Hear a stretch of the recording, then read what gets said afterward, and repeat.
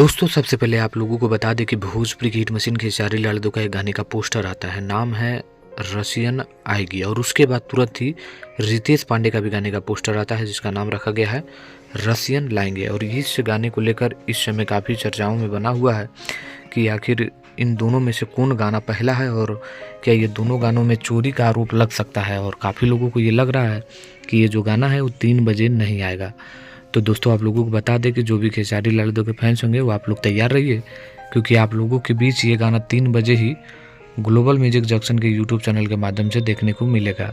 इस गाने को खेसारी लाल यादव और खुशबू तिवारी केटी गाए हैं।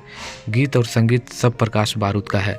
तो ग्लोबल म्यूजिक जंक्शन से जो भी खेसारी लाल यादव के फैंस है तैयार रहिए, 3 बजे ही 3 बजे रिलीज होगा, कोई नहीं रोक सकता।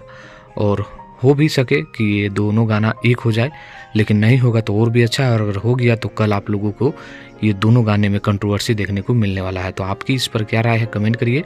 और कुछ लोगों को लग रहा है कि ये गाना 3 बजे नहीं आएगा, तो सोचते रहे 3 बजे आ रहा है तो आ रहा है। चलिए मिलते हैं नेक्स्ट वीडियो में।